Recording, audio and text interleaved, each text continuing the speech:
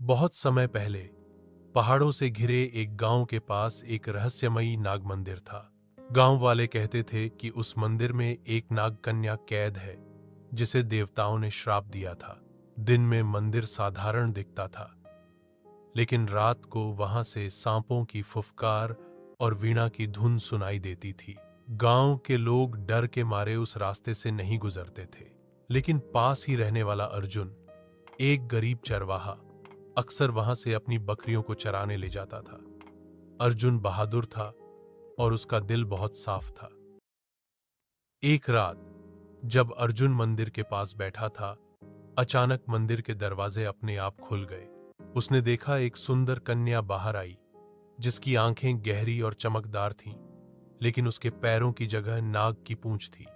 वह बोली, मैं नाग कन्या नंदिता हूं। मुझे श्राप मिला है कि जब तक कोई मनुष्य सच्चे दिल से मेरी मदद नहीं करेगा, मैं यहीं कैद रहूंगी। अर्जुन घबरा गया, लेकिन उसकी आंखों में आंसू देखकर उसका दिल पिघल गया।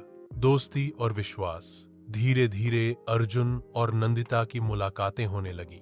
नंदिता उसे बताती कि कैसे वह पहले स्वर्गलोक में रहती थी, लेकिन अभिमान के कारण शिके श्राप से धरती पर आ गिरी। अब उसकी मुक्ति तभी होगी जब कोई मनुष्य बिना स्वार्थ उसकी सहायता करेगा।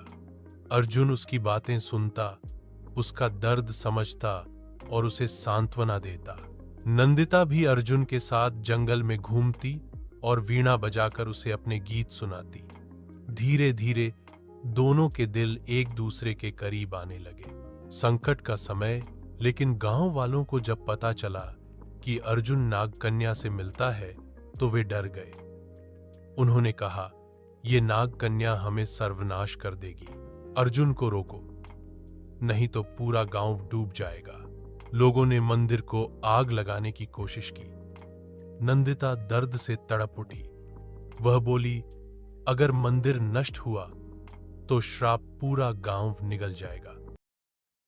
अर्जुन ने हिम्मत दिखाते हुए गांव वालों को रोक लिया। उसने कहा, अगर ये नागकन्या श्रापित है तो मुझे उसका श्राप मंजूर है, लेकिन किसी निर्दोष को कष्ट देना इंसानियत नहीं। उसकी निस्वार्थ भावना देखकर आकाश में बिजली चमकी। श्राप टूट गया। नंदिता का नाग रूप गायब हो गया और वह एक सुंदर अप्सरा में बदल गई। वह बोली, अर्जुन, तुम्हारी सच्चाई और दया ने मुझे मुक्त किया है। अब मैं स्वर्ग लौट रही हूं, लेकिन तुम्हारा नाम सदियों तक अमर रहेगा। यह कहकर वह रोशनी में बदल गई और आकाश में विलीन हो गई। अंत गांव वाले हैरान रह गए। उस दिन के बाद उस मंदिर को लोग नंदिता मंदिर कहने लगे। आज भी वहां लोग जाते हैं और मानते हैं कि अगर सच्चे दिल से प्रार्थना की जाए तो सभी दुख मिट जाते हैं।